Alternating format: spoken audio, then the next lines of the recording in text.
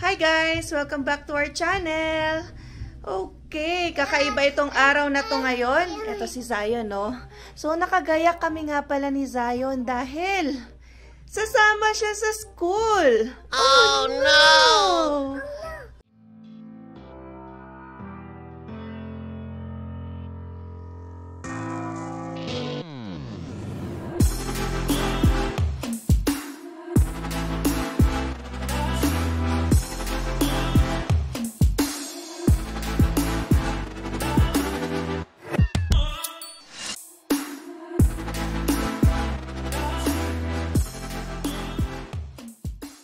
Yun nga guys, no? Isasama ko ngayon si Zion. Very first time sa school ko sa Southern Alberta Institute of Technology o SAIT. Bale, magko-commute kami ng bus and train. Very mabilis lang naman yun.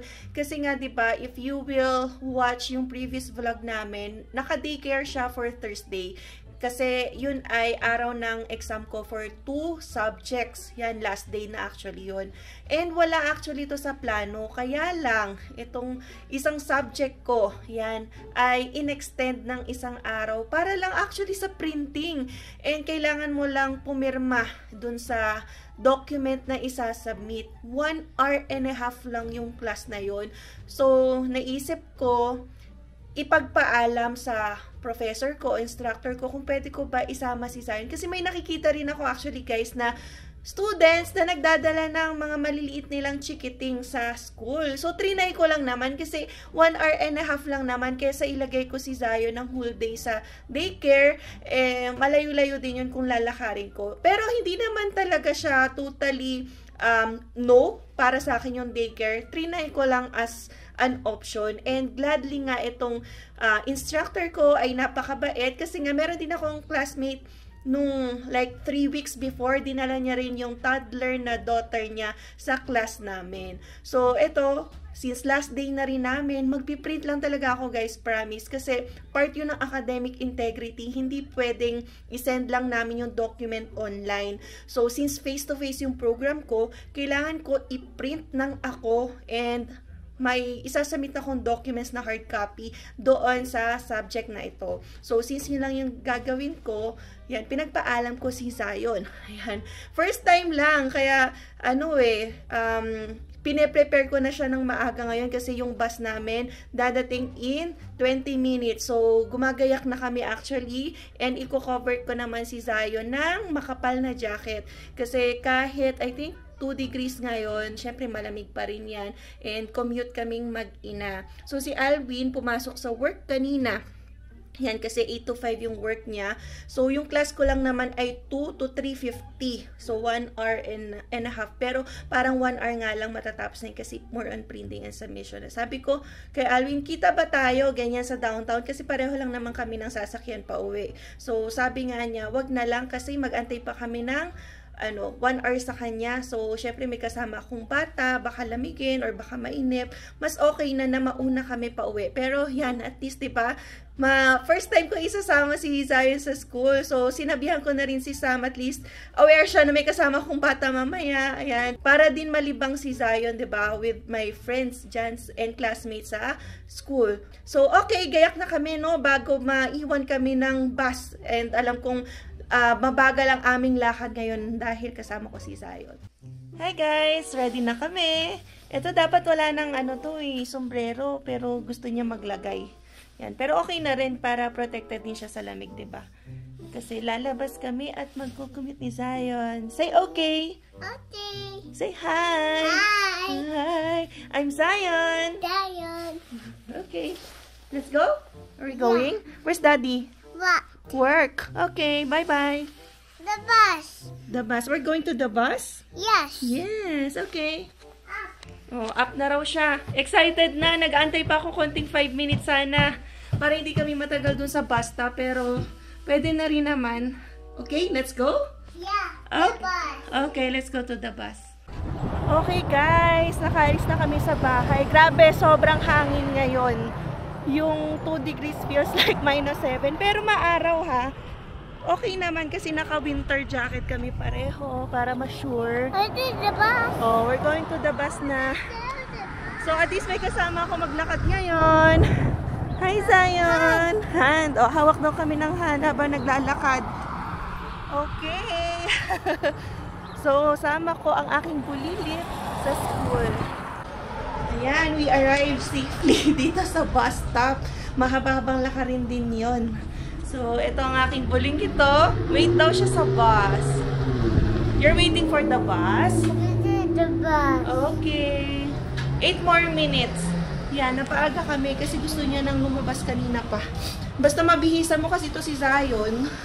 Gusto niya mag-jacket na siya, gusto niya mag-socks na, tas shoes. So, tuloy-tuloy na yon. Okay, wait na lang kami dito. Ayan, may nakita si Zion na train. Choo-choo! That's the choo-choo train. Bye! So, 2 minutes na lang, guys. Lapit na rin yung bus namin. Sumilip pa dito. Oh, ang hangin talaga. Diyan ka lang sa loob. A few inches later. Yan, nakasakay na kami ng safe ni Zion. The bus. Happy siya na nasa loob daw siya ng bus. Say hi. Where is the bus? So, mga 20 to 25 minutes kami dito. Okay? Si Zion, amazed na amazed sa mga nakikita. Where is the bus? Oh, the bus, no? Yeah. The view. Oh, on the bus, go round and round. Where is the view? Okay. Naaliw siya sa mga nakikita niyang buildings, sa cars, sa trees. Right, Zion? The bus. Okay. The bus. Oh, you wanna go sa bus lagi, no? Alright! Nandito na kami sa train station ni Zion. Hello! Oh, chuchu. Lahat na lang nakikita niya chuchu kasi train. So, nag-e-enjoy siya gumala talaga sa labas. So, nasabik din po. Kaya, hinahayaan ko na lang din. Yan. Kanina along the way, may nakita kaming flurries, yung mga maliliit na snow. Pero buti sa downtown wala. Chuchu, where are you daw? So, dito 3 minutes na lang yung antayin natin. And then, lakad na papunta sa school. Okay? Very happy kami ni Zion. Oh, say hi na. Okay, Zion. Say bye. Bye. Oh, we'll be back. Anong gawa mo dyan? Oh, you're waiting for the train? Yeah. 1 minute. Last 1 minute. They're waiting there. Okay? Okay. Zion, oh, the train is coming. Wow! Ay, tumatalon pa si Zion. Excited. Hawak lang kay Mami, okay? Okay, let's go inside na. Okay, this is Zion in the train. Ayaw umupo. Gusto lagi nakatingin sa window. So, alalay lang kasi the train is moving. Say hi to the vlog. Hi. Okay. Hi. Ikaw naman. Wait. A few inches later. Okay, guys. Nandito na tayo sa seat. So, Zion. Yan, no? So, may lalakarin lang tayong 2 buildings bago makarating sa Senator Burns. Yan, maganda na yung weather ngayon kumpara kanina. Pero pag humahangin lang talaga, doon ang bugso ng lamig. Si Zion, gusto maglakad sa rocks. Ayaw dito, oh, sa sementado. Zion, let's go. No. So, maaga kami ng 30 minutes kasi alam ko may mangyayaring ganito. At saka, ano lang, syempre, alalay lang sa paglalakad at may bata tayo. So, iniisip ko bilang ng team beats muna si Zion, di ba? Para hindi maingay. Although sugary yun, baka pala maging active mamaya. Sana hindi sumigaw sa classroom. Okay? Okay, nandito na tayo sa building namin. Nag-aantay na lang kami kasi maaga pa.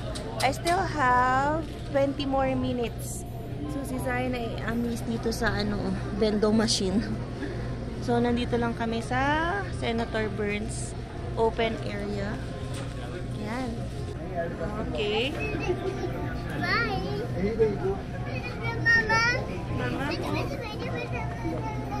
libang na libang siya. 3. Okay. Wala tayong ano, coin? Ay, hindi. Cashless daw. Dapat Visa, Interact, Mastercard. Okay. Oh no, may inaantay si Zion na food. Wala naman. Hinulog. Come here na. Papasok na si Mami. Let's go. Ito Oreo. Oreo. Ah, nakita niya Oreo. Galing ha. Oh, ano pa? Ano pa? Ito naman. What's that? Oreo there. Oh, the Oreo. Favorite kasi niya ang Oreo. Kala mo naman may nuhulog.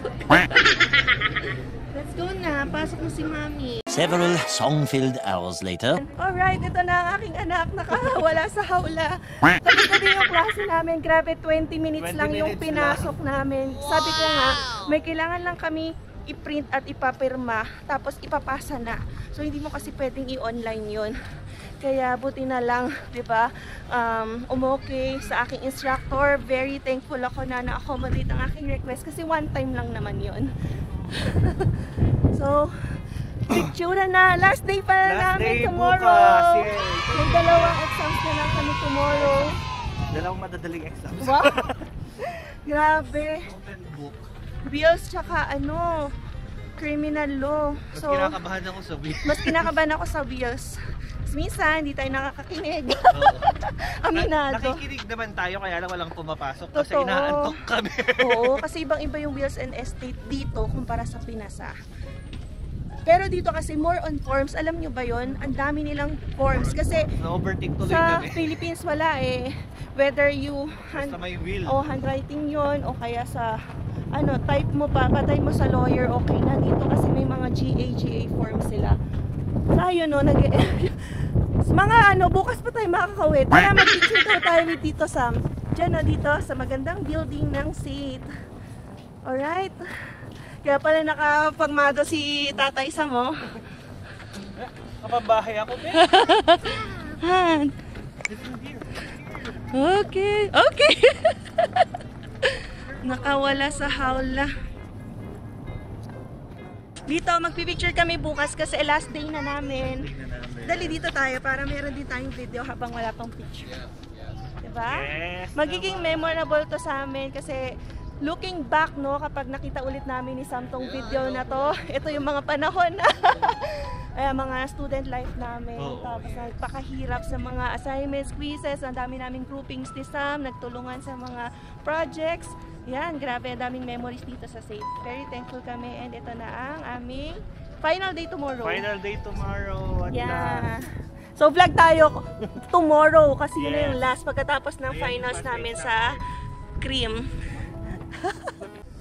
Hay nako, yan, napagtagumpayan natin ang pagdala kay Zion dito sa school.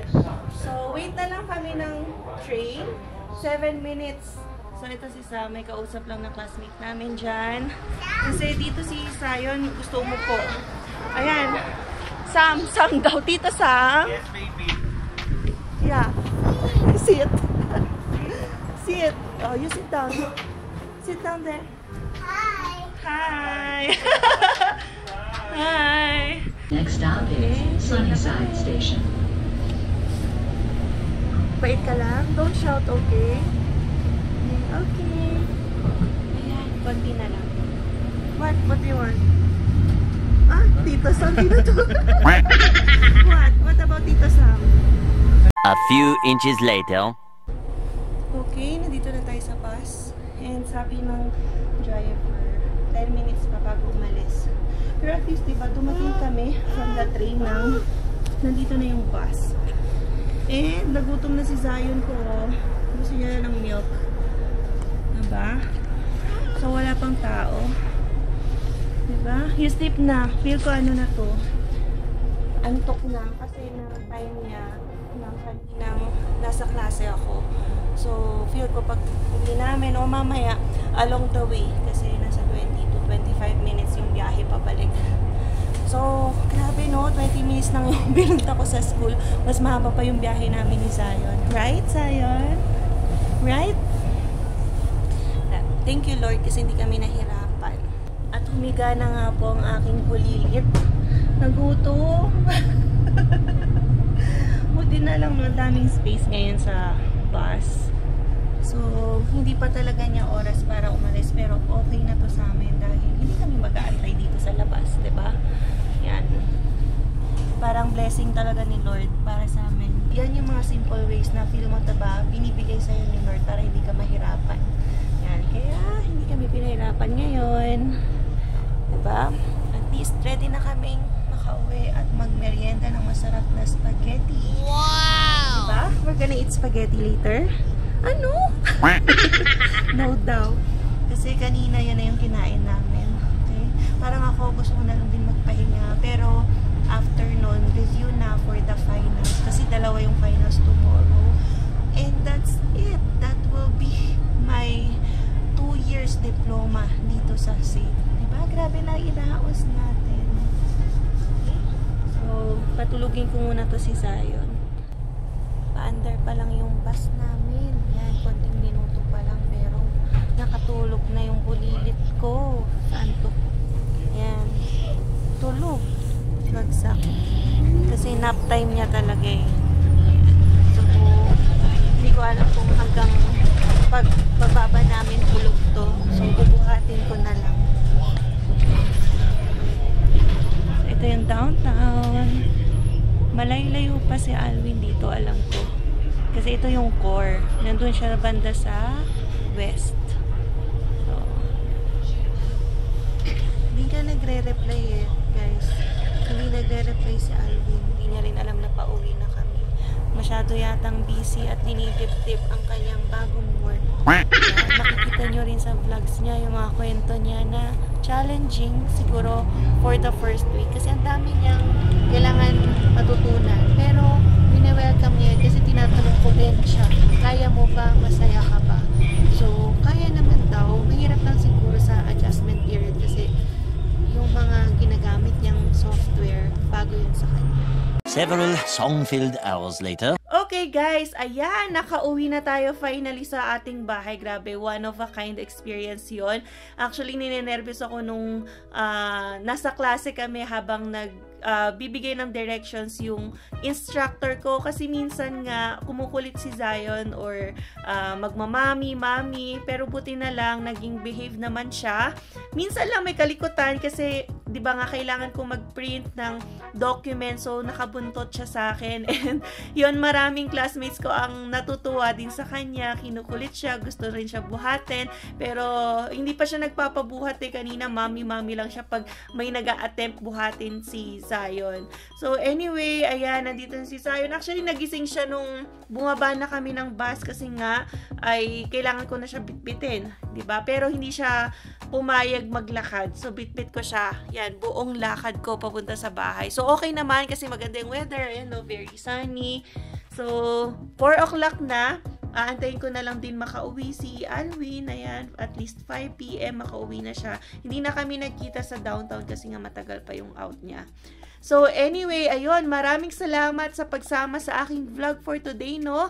And tomorrow will be my last day being an international student. Well, sabi ko nga, hindi pa talaga tapos ang program namin dahil may 4 weeks pa tayong practicum. Pero yun nga, hindi na kami magkikita-kitang mga magkakaklase after tomorrow. Dahil kanya-kanya na kaming law firm na pupuntahan for practicum dito sa Calgary. And after that 4 weeks ng practicum, November na ulit. Yan ang kita-kita namin para sa aming graduation day. So, yun lang guys ang ating vlog for today. So, if you have any questions, you can leave your questions down below. And sa mga bago po sa aming channel, you can consider subscribing sa Alwin and Emma channel. And don't forget to click the notification bell para updated din kayo sa aming latest video uploads. So, yeah, we'll see you on the next one! Peace.